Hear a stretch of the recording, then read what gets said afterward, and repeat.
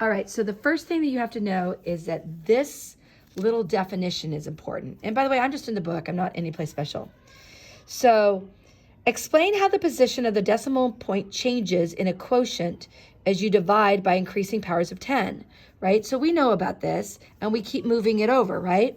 So that's what we're saying here. The decimal point moves one place to the left for each increasing power of 10. So if it was me, I would have this little thing in my notebook, in my math notebook. So write this down. You could put it on a sticky note if you want to, right? You could put on a sticky note, and then you could stick this note into your math notebook so that you have that for tomorrow. All right, so what are the kind of problems you're going to have to do? Well, you're going to have to do this complete the pattern. 223 divided by 1 is 223. 223 divided by 10, so there's the decimal point. I move it 1, just one place. So it's going to be 2.3. Okay? Now it's 100, so I'm going to move it twice. 1, 2. 1, 2.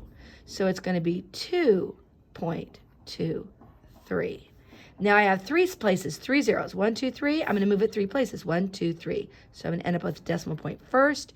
2, 2, 3. And you know that they like a 0 in the front. So you're going to have these kind of problems for sure on the test. The other thing you're going to have is this power to the 0, power to the 1, power to the 2, right? So when we got 0, we do nothing to it. 57.4. How many places am I going to move it? 1. So I'm going to take that point and move it over 1. So I'm going to take this and move 1. So it's going to be 5.74. Now I'm going to do it 2. I'm going to move it twice. So here it is here. I'm going to move it twice. 1, 2. Right? So if I move it 2, 1, 2, the decimal point will be right there. So 0.574. Just like that. So this kind of problem is going to be on the test, the kind that's powers of 0, 1, 2, 3, etc. And this one, 1, 10, 100, right? So we know how to do this. So for sure you're going to have these. If you're getting confused about how to move the decimal point, write it on, a piece of scratch paper or something, okay? So here's some scratch paper that I could use. So I could write 57.4. That way I could take my finger and say, oh, okay, I'm going to move it 1. The answer is 5.74. And then that way when I'm transferring it onto the computer, I'll know what I'm doing. Oh, I need to move it twice. 1, 2. Okay, the decimal point would be there. And then I can type in point, right? I can use my other hand and type in 0.574, and that really helps. All right, so when you get these, here's the trick. You're going to have 3 different kinds of these. One will be just like this one will be like this, and one will be like this. So I'm going to look at this one, and the first thing I'm going to ask, I'm going to go, is this number bigger than that one? Yes. Okay, then we're already winning. And I'm going to use my little chart to help me. All right? Right? Our friendly little chart that we always use. Right? So here's my chart, right? So that I can't make a mistake. All right, so here I am. It's bigger than 4, so I can just keep it like that. So 31. So I'm going to look here, and I'm going to be dividing it by 4. So I look at my 4s, and I say, which one of these is closest to 31? Oh, look, it's 32. 32. 32 is really close, and it's divided by 4. So I'm going to round this, because this is estimating. I'm going to round that to 32. And then I'm going to divide it by 4. Okay? So I've got, what did we decide? 32 divided by 4. So here's my 32. What's the answer? It's 8. So the answer is 8. Pretty easy. I'm done. Here's the problem that's tricky. Look at that. It's, right, get rid of the decimal point. It's 6. 6. Right? Here we are with 6. 1, 2, 3, 4, 5, 6.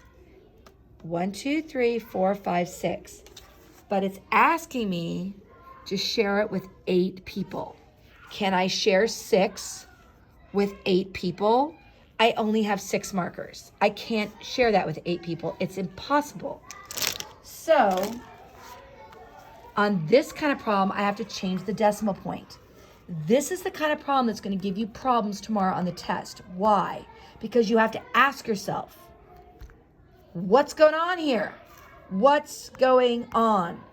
You have to say, is this smaller than that? And if it is, then remember what we're going to do? We're going to move the decimal point over so that this is 61 divided by 8.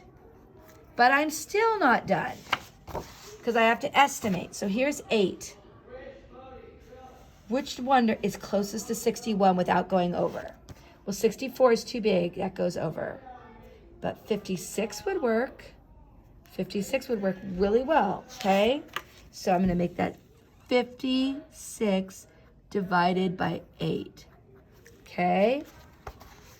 And then my 56, what does it become? It's 7, right? 8 times 7 is 56. So the answer is 7.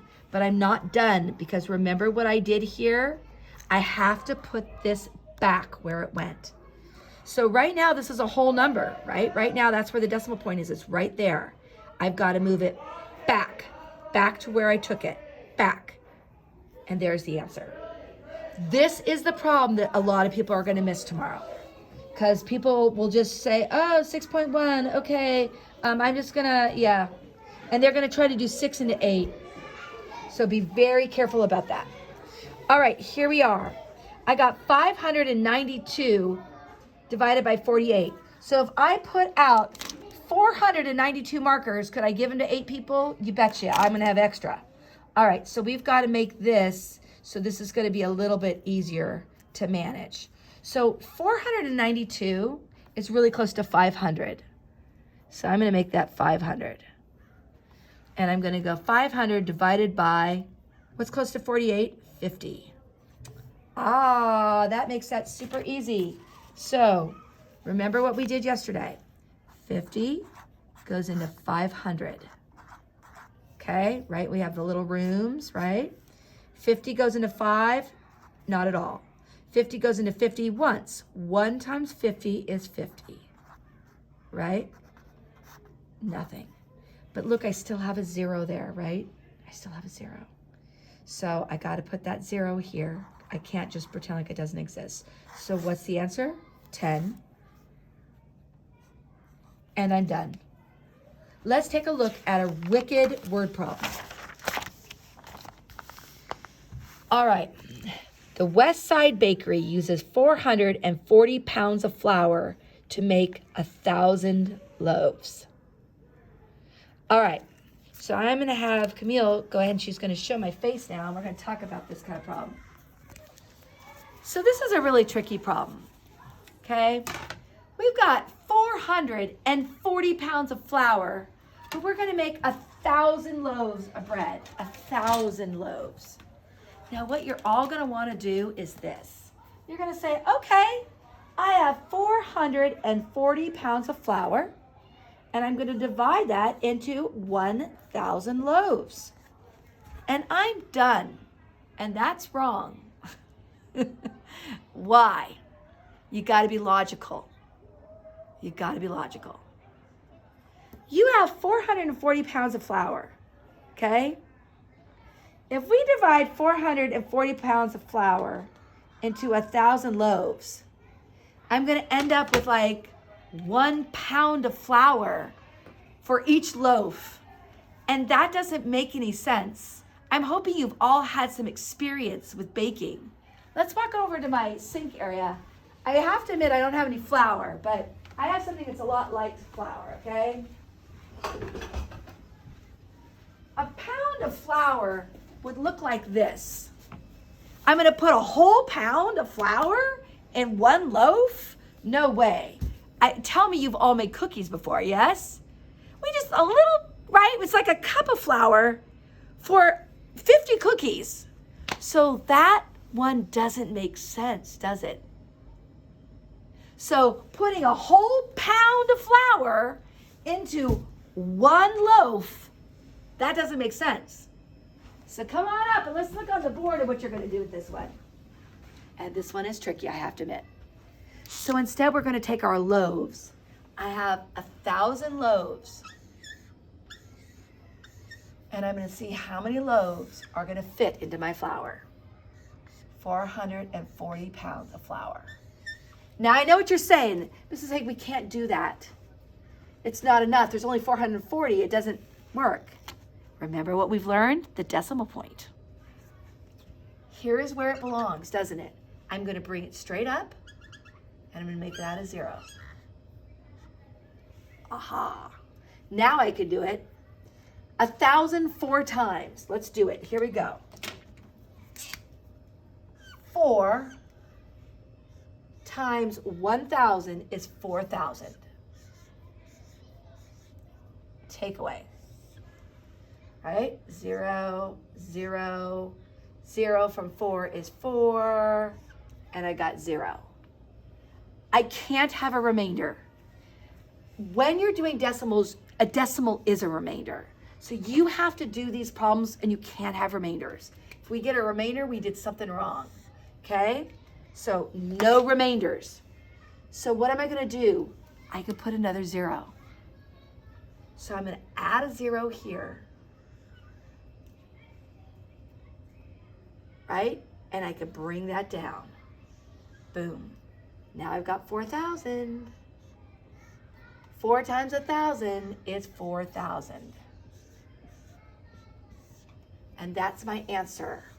0.44 pounds of flour. And what is 0.44 pounds of flour? Well, I bet you 0.44, right? Because that's 44 hundredths, right? So I bet you that's like, I don't know, maybe 1/4 of a cup. It's just a little bit. We very soon are going to learn how to put this into fractions.